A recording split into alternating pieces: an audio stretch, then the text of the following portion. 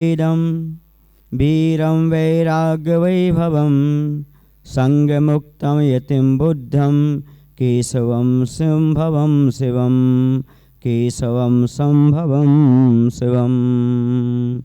बोले देवादिदेव श्री महावीर भगवान की, बोले सिद्ध परमात्मा श्री भगवान रामचंद्र जी की, आचार्य गुरुदेव श्री विद्यासागर जी महाराज की, आचार्य समय सागर जी महाराज की।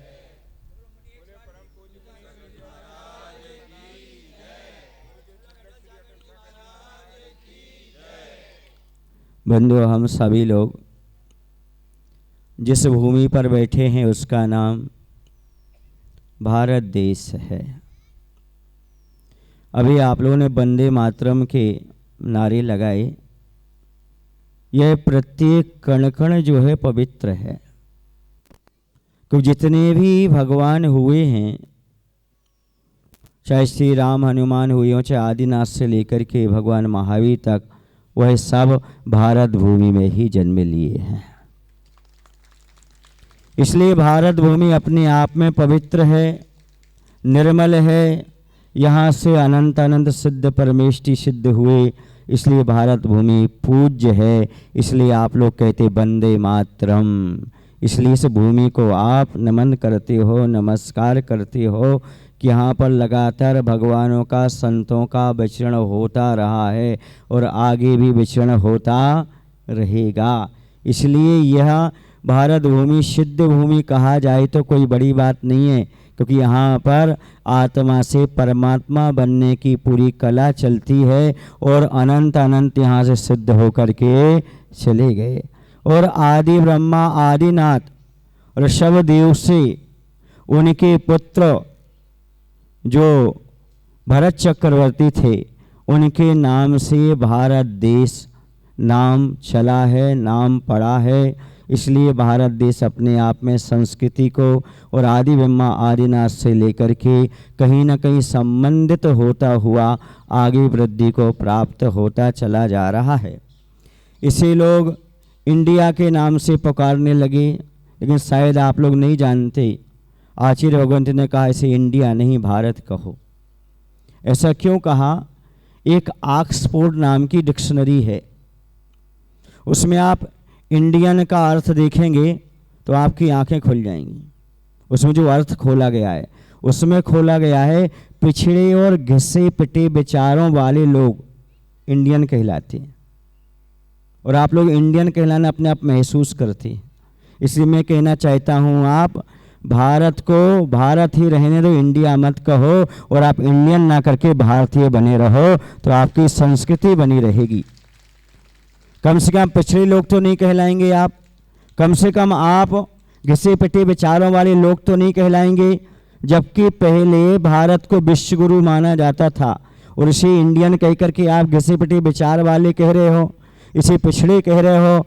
ये हमारे देश का अपमान है। मैं तो कहना हो, इंडिया कहना और इंडियन कहना हमारा अपमान है, और भारत और भारतीय कहना हमारा सबसे बड़ा सम्मान है। ये मान करके आप चलिएगा, क्योंकि हम घिसे पिटे लोग हो नहीं सकते। जिसने सारे देशों को संस्कृति सिखाई हो, सभ्यता सिखाई हो, वो क्या घिसे पिटे विचारों वाला हो सकता है क्या? सोचो, विचार करो, संभव ही नहीं हो सकता है। क्योंकि यहाँ पर हमारे यहाँ तिरंगा है, और तिरंगा 3 रंग वाला है। सब लोग जानते हैं तिरंगे में 3 रंग क्यों होते हैं। ऊपर कौन सा होता? केसरिया। बीच में कौन सा होता? सफ़ेद। और नीचे कौन सा होता है? हरा। ये किसका प्रतीक है? तो केसरिया रंग जो है, यह देश की शक्ति का, साहस का, त्याग का और बलिदान का प्रतीक है। यह हमें सिखाता है कि हमें देश हित में निस्वार्थ भाव से काम करना चाहिए। और दूसरा रंग जो है वह सफ़ेद रंग है। यह शांति का प्रतीक माना जाता है, सत्य का प्रतीक माना जाता है, पवित्रता का प्रतीक माना जाता है, विचारों की स्पष्टता को दर्शाता है। और ये कहता है अपने देश में शांति, सत्य और पवित्रता को लाने का प्रयास करो। प्रत्येक नागरिक को ये शिक्षा देता है कि प्रत्येक नागरिक को जो है वह पवित्रता के साथ, सत्य के साथ जीना चाहिए और अच्छे विचारों के साथ रहना चाहिए। अगला रंग है हरा रंग, और हरा रंग हमारे लिए बताता है यह भारत की समृद्धि का प्रतीक है। भारत भूमि में हमेशा की खेती होती आई है, किसान रहे हैं, ये हरियाली खुशहाली का प्रतीक है। हमेशा इसमें खुशहाली बनी रहे, उर्वरकता इसकी बढ़ती रहे, इसका विकास हमेशा होता रहे। ये तिरंगा 3 रंग वाला हमें ये शिक्षा देता है। यानी सफ़ेद रंग हमारे लिए शांति का प्रतीक है, केसरिया देशभक्ति का प्रतीक है, और हरा रंग हमारे लिए समृद्धि खुशहाली का प्रतीक है। ये प्रत्येक नागरिक का कर्तव्य है हमारे देश में साहस और त्याग और बलिदान की कथाएं अमर बनी रहें, शांति अमर चैन बना रहे और हमारे देश हमेशा समृद्धि को प्राप्त हो। ये तिरंगा हमें संदेश देता है। ये 3 बातें तिरंगा के माध्यम से हमें ज्ञात होती हैं। इसलिए प्रत्येक नागरिक का, प्रत्येक व्यक्ति का, भारतवासी का कर्तव्य है देश में क्रांति के साथ साथ शांति भी बनाने का प्रयास करें, देश के लिए कुछ त्याग करें, कुछ बलिदान करें। इसके साथ ही साथ खेती और किसानी को पीछे ना हटाएं, गायों का पालन और खेती करना प्रारंभ कर दें। हमारा देश पहले भी समृद्ध था, आज भी हमारा देश समृद्ध रहेगा। ये सोने की चिड़िया इसलिए कहा जाता था क्योंकि हम सेल्फ डिपेंड थे, हमारे ऊपर किसी का भार नहीं था, दबाव नहीं था। हम स्वयं खेती करते थे, स्वरोजगार के साथ अपना जीवन यापन करते थे। आज 80 वर्ष जरूर हो गए स्वतंत्रता के, पर मुझे लगता है अभी भी हमारी गुलामी चल रही है। और तिरंगा कहता है कि 3 गुलामी से बच जाओ, भाषा की, वेशभूषा की और भोजन की। भारतीय संस्कृति का भोजन बहुत अच्छा है, भारतीय संस्कृति की वेशभूषा बहुत अच्छी है, और भारतीय संस्कृति की भाषा हिंदी बहुत अच्छी है। पर हम क्या हो गए? भाषा के गुलाम हो गए, अंग्रेजी के गुलाम हो गए। हमने स्कूल जो कर दिए वो इंग्लिश माध्यम से ही प्रारंभ कर दिए। याद रखना बंधु, इंग्लिश पढ़ना गलत नहीं है, भाषा सीखना गलत नहीं है, पर माध्यम और मीडियम बनाना गलत है। मीडियम तो हिंदी ही होना चाहिए। हमारी जो मातृभाषा है उस पर हमें बहुमान होना चाहिए। मैं कई बार कहता हूँ, आज भी कह रहा हूँ माताओं बहनों से कि सुनो, हे माताओं, आप बाटल का ही नहीं आंचल का भी दूध पिलाइए। आप बाटल का नहीं, ये बाटल कहाँ से आई? विदेशों से, भारतीय संस्कृति नहीं है। आप बाटल का नहीं आंचल का दूध पिलाइए। आप मात्र अंग्रेजी नहीं हिंदी भी सिखाइए, और बच्चों को 3 बार कोचिंग अवश्य भेजो, पर 1 बार धार्मिक पाठशाला अवश्य भेजिए। मुझे बहुत खुशी है जिस स्कूल में आकर के मैं बैठा हुआ हूं, मैं उन सुरेंद्र भारती जी को, डॉक्टर जी को, पंडित जी को, सुरेंद्र भारती जी को, और उसमें जो भी सहयोगी हैं उन सबको मैं आशीर्वाद देता हूं। इस संस्कृति की रक्षा के लिए स्कूल चला रहे हैं, बहुत अच्छी बात। इनका उद्देश्य कॉमर्शियल नहीं है, इनका उद्देश्य हमारी भारतीय संस्कृति जीवित रहे, हमारे भारतीय संस्कार बने रहें, लोग उस संस्कृति से अभिभूत हों, उसको ग्रहण करें और आगे वृद्धि को प्राप्त हों, क्योंकि ऐसे लोगों पर भगवान की कृपा और गुरुओं का आशीर्वाद बना हुआ है। निश्चित रूप से खड़े होकर के इनका आप सम्मान कर सकते हैं। ऐसे लोग आपके लिए बहुत कार्यकारी हैं, आपके समाज के लिए, आपके देश के लिए, जो सब कुछ छोड़ करके इसमें लगे हुए हैं। और इसमें लगभग 17 लोग भी हैं स्टाफ में। कितने लोग हैं? हाँ, इतने लगभग लोग हैं। उनको भी हमारा आशीर्वाद है। ऐसी है स्कूल की वृद्धि के लिए, चाहे वो शिक्षक हों, चाहे शिक्षिकाएं हों, चाहे यहाँ पर व्यवस्था करने वाले हों, बहुत अच्छा है। संस्कृति को बचाकर रखे। जब हमने यहाँ पर कुछ कोटेशन पढ़े और मंत्र पढ़े तब मुझे लगा संस्कृति आज भी स्कूलों में जीवित है और रहना भी चाहिए। शिक्षा मात्र अर्थकरी नहीं होना चाहिए, शिक्षा का उद्देश्य मात्र पैसा कमाना नहीं होना चाहिए, शिक्षा का उद्देश्य परमार्थ होना चाहिए। बच्चों में संस्कार आए, माता पिता का वो सम्मान कर सकें, देश और राष्ट्र के प्रति वो भक्ति से भर सकें, कुछ बलिदान कर सकें, कुछ अभी भी भगत सिंह निकल सकें, कुछ सुभाष चंद्र बोस निकल सकें, कोई महात्मा गांधी निकल सकें और देश के लिए कुछ कर सकें। स्कूलों में आज शिक्षा व्यवस्था होना चाहिए। मात्र पैसे के लिए, सर्विस के लिए नहीं होना चाहिए पढ़ाई। कुछ सेवा भाव भी बच्चों के अंदर प्रकट हों, ऐसी शिक्षा देने का बच्चों के लिए प्रयास करिएगा। इसलिए मैं कह रहा हूँ भाषा की गुलामी का त्याग कर दो, क्योंकि आपकी जितनी सुंदर भाषा है वो और कहीं नहीं है। मैं आपको बता दूं, यदि आगे चल कर के आपकी इंग्लिश हावी हो गई और बच्चों को हिंदी के संस्कार नहीं रहे, भाषा नहीं रही, तो आपके जो वेद हैं, पुराण हैं, ग्रंथ हैं, इनका क्या होगा? भारतीय संस्कृति को कैसे समझ पाएंगे? वो कैसे पढ़ पाएंगे? हमारे भगवान कैसे रहे, रामचंद्र जी, हमारे कृष्ण जी कैसे रहे, हमारे हनुमान जी कैसे रहे, हमारे भगवान महावीर कैसे रहे, हमारे संत कैसे रहे, वाल्मीकि जी ने, तुलसीदास जी ने क्या लिखा, क्या साहित्य का उन्होंने सृजन किया, ये हमें कैसे मालूम होगा? और भारत देश के प्रति गौरव कैसे जागेगा? जब तक देश के साहित्य को नहीं पढ़ोगे, संविधान को नहीं पढ़ोगे, देश की संस्कृति को नहीं पढ़ोगे, तब तक देश पर बहुमान कैसे जागेगा, तब तक भक्ति कैसे जागेगी? इसलिए भाषा पर भी हमें महत्व देना है, हमें भाषा की गुलामी से बचना है। 80 वर्ष के बाद भी अभी हम गुलाम हैं, भाषा के गुलाम हैं। इस गुलामी से ऊपर उठने का प्रयास करो। दूसरी बात है भोजन। आज वर्तमान में विदेशों का डिब्बा पैक भोजन आ रहा है, जंक फूड, फास्ट फूड। इनसे क्या हो रहा है? बच्चों की बुद्धि भी भ्रष्ट हो रही है, शरीर भी नाश हो रहा है। ये आज हमारा जो भोजन था वह भूल गए, जो सात्विक भोजन था, माँ के हाथ का जो भोजन था वो समाप्त हो गया। अब डिब्बा से आता है, डिब्बा खोलो, समझ रहे ना? बोतल का कल्चर हो गया, अब तो सुने बोतल का कल्चर हो गया। बचपन से ही बोतल, दूध की बोतल, कोका कोला की बोतल, फिर ब्लड की, खून की बोतल, सुन रहे ना? ऐसे ऐसे पूरी ज़िंदगी निकल जाती है उसकी, शराब की बोतल। फिर क्या होगा? इसे संस्कृति को सुधारने का प्रयास करो। भारतीय भोजन का ही सबको एक प्रकार से उपदेश दो, पर पुनः आपको लौटना पड़ेगा। आचार्य ने कहा है चलो लौट चलें। क्यों कहा लौटने को? क्योंकि देश में सुख शांति चाहते हो तो पुरानी जो भारत की संस्कृति उसे ही अपनाना पड़ेगा, विदेशी संस्कृति का बहिष्कार करना पड़ेगा, तभी आप सुखी रह सकते हो, समृद्ध रह सकते हो। ये आचार्य भगवान का उपदेश रहा है। उन्होंने हमेशा कहा है भारतीय भोजन सुपाच्य भी है, बुद्धि को, वृद्धि को प्राप्त कराने वाला है, सात्विक विचारधारा को लाने वाला है। कोई सात्विक भोजन है। जो भी डिब्बा में पैक और पाउच वाला आप भोजन कर रहे हो वह सब आपके लिए नियम से बुद्धि को भ्रष्ट करने वाला है, आपके स्वास्थ्य को बिगाड़ने वाला है।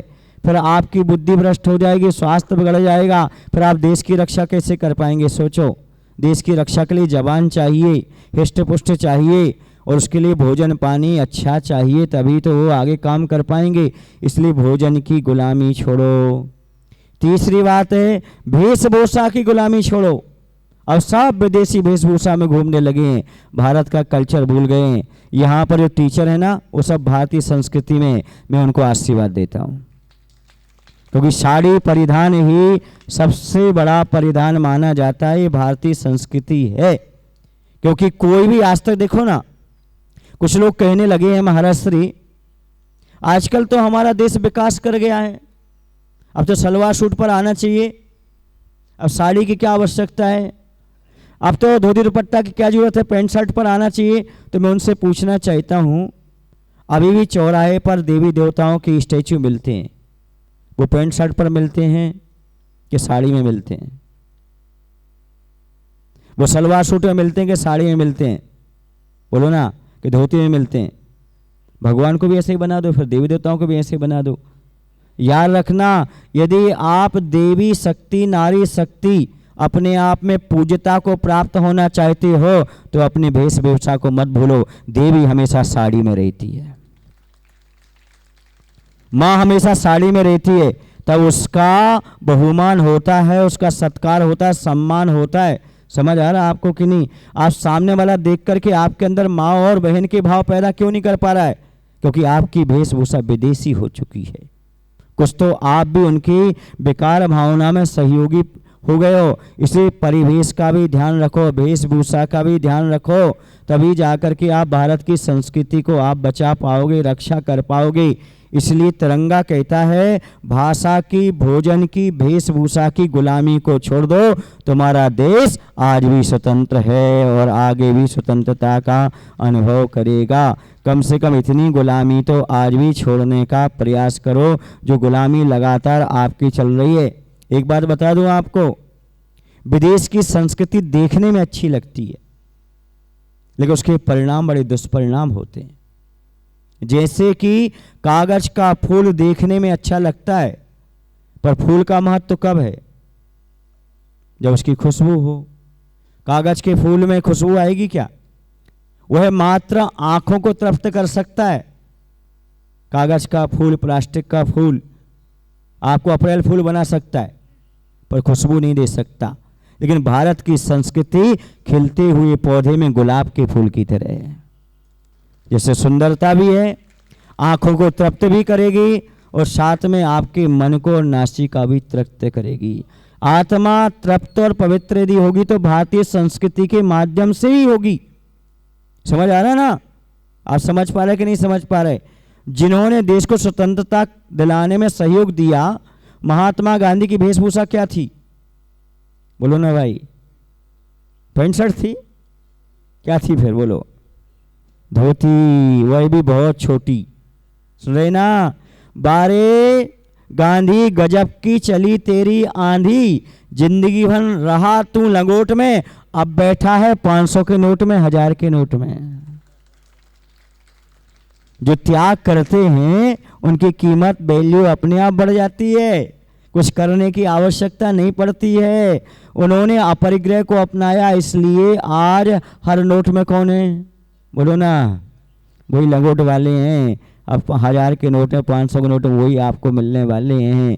ये हमारी भारतीय संस्कृति रही है, इसको जीवित बनाने का प्रयास करो। भारत माता आज भी साड़ी में ही, पहले भी थी, आज भी है। इसलिए यदि आप भारत माता की जय बोलते हो, हे नारी जगत, तो किस में रहो? साड़ी में रहो। और यदि आप महात्मा का सम्मान करना चाहते हो तो विदेशी पेंट शर्ट का तिरस्कार करो, धोती दुपट्टा कुर्ता पजामा पहनने का प्रयास करो, ताकि आपकी भारतीय संस्कृति जीवित रहे। मात्र हमें संस्कृति के नारे नहीं लगाना, जीना भी है। जिसको संस्कृति जीना आ गया, समझो वह राष्ट्र प्रेम में आ गया, देशभक्ति में आ गया। देशभक्ति का अर्थ मात्र नारे लगाना नहीं है, देशभक्ति का अर्थ है देश की संस्कृति की रक्षा करना, भाषा की रक्षा करना और हमारे देश की रक्षा करना। ये देशभक्ति कहलाती है। मात्र नारे लगाने से देशभक्ति नहीं होती बंधु। हमारे अंदर आचार्य भगवंत विद्यासागर जी महाराज ने हथकरघा का उपदेश दिया। क्यों दिया? ताकि सूती वस्त्र जो थे वह सूती वस्त्रों का प्रचलन हो। वो सात्विक वस्त्र भी हैं, अहिंसक वस्त्र भी हैं और भारतीय संस्कृति को दर्शाने वाले वस्त्र हैं। इसलिए हमारी भारत की पहचान बनी रहे और सत्य अहिंसा के नारे गूंजते रहें। याद रखो, हमारी संस्कृति अहिंसा की रही है, हमेशा अहिंसा के बल पर ही सब कुछ करने का प्रयास किया है। सत्य और अहिंसा जिस देश में रहेंगे उस देश का कोई बाल बांका नहीं कर सकता। जब मैं तिलवारा घाट जबलपुर में था 2004 के लगभग, आचार्य भगवंत के चरणों में, उस समय उमा भारती जी आई हुई थी। उस समय वो मुख्यमंत्री बनकर के आए थे, उस समय, है ना, आए थे कुछ दिन के लिए। तो आचार्य जी के पास आए थे तो उन्होंने अपने उद्बोधन में एक ही बात कही थी अपने भाषण में कि आज पता नहीं हमारे देश विदेश में कितना अत्याचार, कितना पाप हो रहा है, लेकिन ऐसे संत आचार्य भगवंत विद्यासागर जैसे जीवित हैं इस धरा पर, इसलिए आज हमारी संस्कृति बची हुई है, वरना कभी पृथ्वी फट गई होती और सब समा गए होते। हमारा देश संतों का देश रहा है। जो भी पहले के लोग रहे हैं वो महात्मा के भेष में रहे हैं। पहले जो राजनेता थे वो संतों के पास जाकर के मार्गदर्शन लेते थे, संत ऋषियों से मार्गदर्शन लेते आए हैं। तब ये भारतीय संस्कृति हमारी आज भी सुरक्षित है, जीवित है, अनेकता में भी एकता का अनुभव किया जा रहा है। विदेशों में तो विवाह नहीं होता, वासना की पूर्ति होती है। यहाँ पर विवाह होता है, ये धार्मिक संस्कार है। ये भारतीय संस्कृति अपने आप में बहुत महत्वपूर्ण है उन्हें बड़ा आश्चर्य होता है जब आप लोग बोलते हो हे भाइयों हे बहनों। आप लोगों ने शायद सुना होगा विवेकानंद जी जब अमेरिका पहुंचे शिकागो आदि में, तो उन्होंने जब अपने उद्बोधन में कहा हे भाइयों बहनों, उन्हें बड़ा आश्चर्य हुआ कि भाई बहन कैसे कह रहे हैं, क्या इन सबके माता पिता इनके माता पिता हो गए, क्या हो गया।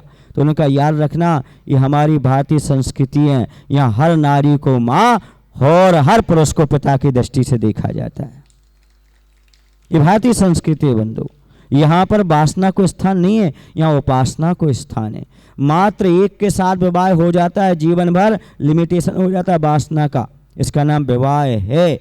और विदेशों में 80 साल में भी 65 नंबर की शादी। ये संस्कृति मत अपनाओ भाई, ये भारत की संस्कृति है। मैं ये आपसे कहना चाह रहा हूँ, थोड़ा इस पर ध्यान रखो। वहाँ मात्र पीने की संस्कृति, यहाँ जीने की संस्कृति है। पियो बस मर जाओ, यही विदेशी संस्कृति है। और भारतीय संस्कृति क्या है, यहाँ जीने की संस्कृति है। ऐसा पियो जिससे आपका जीवन अच्छा व्यतीत हो। कागज के फूल की तरह जिंदगी मत निकालो। समझ आ रहा आपको नहीं? वो पश्चिमी संस्कृति है, हमारी पूर्व की संस्कृति है। मैं आपसे पूछूं, सूर्य कहाँ ढलता है? पश्चिम में। और सूर्य कहाँ उगता है? स्पष्ट है, स्पष्ट है।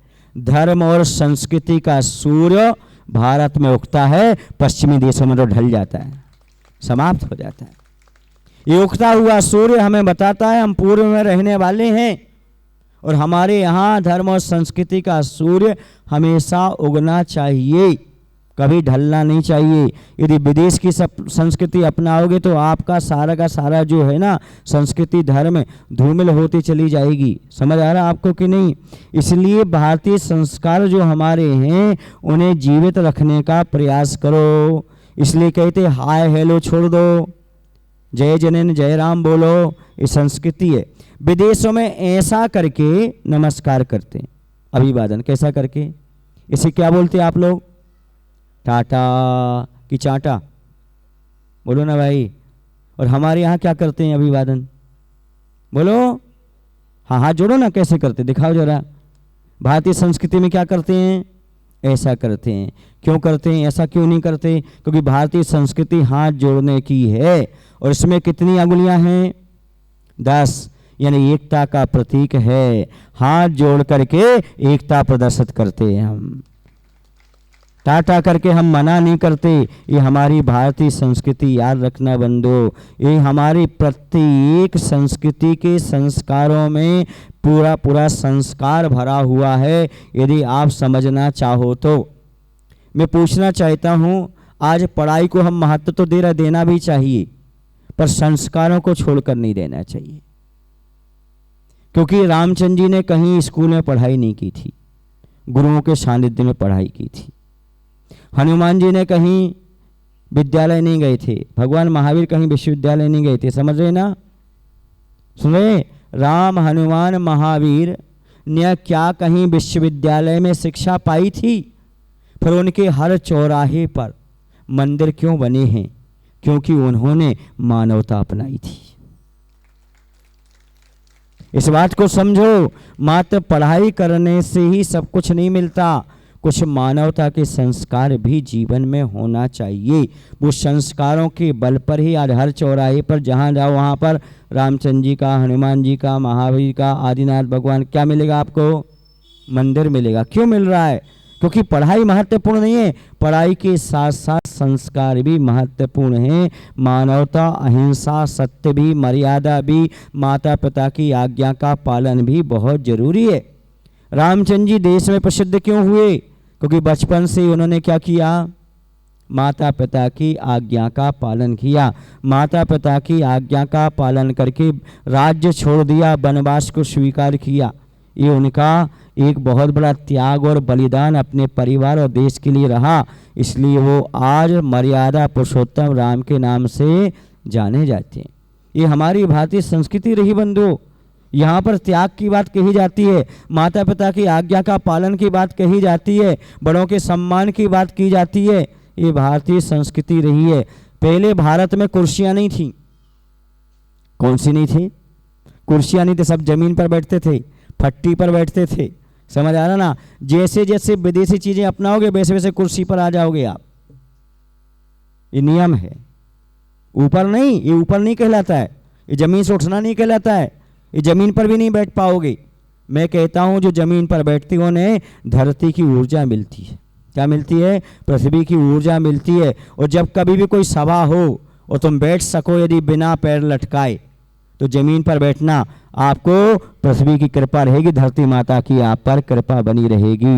वह एनर्जी, वह ऊर्जा आपको हमेशा प्राप्त होती रहेगी।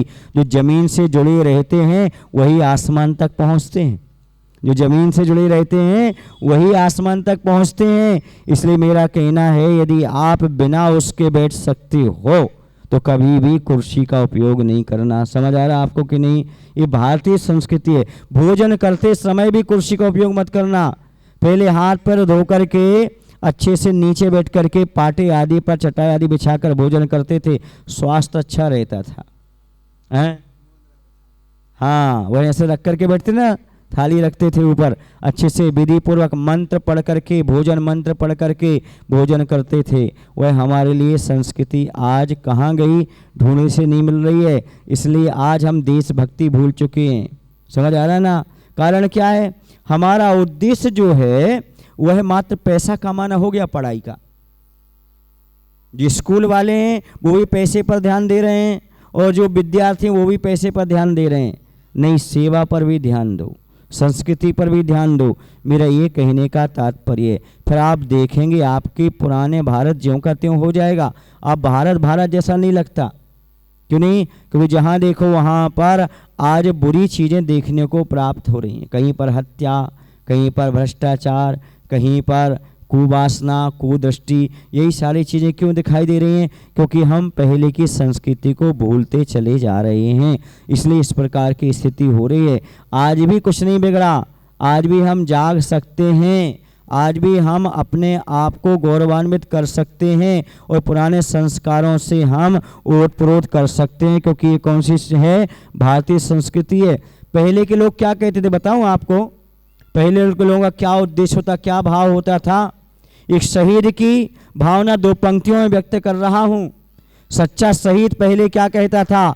सच्चा शहीद कहता था, सुनो क्या कहता था, कि मैं किस मिट्टी का बना हूं ये पहचान लिख देना, मैं किस मिट्टी का बना हूं ये पहचान लिख देना, और भारत के लोगों कफन के हर कोने पर हिंदुस्तान लिख देना, कफन के हर कोने पर हिंदुस्तान लिख देना।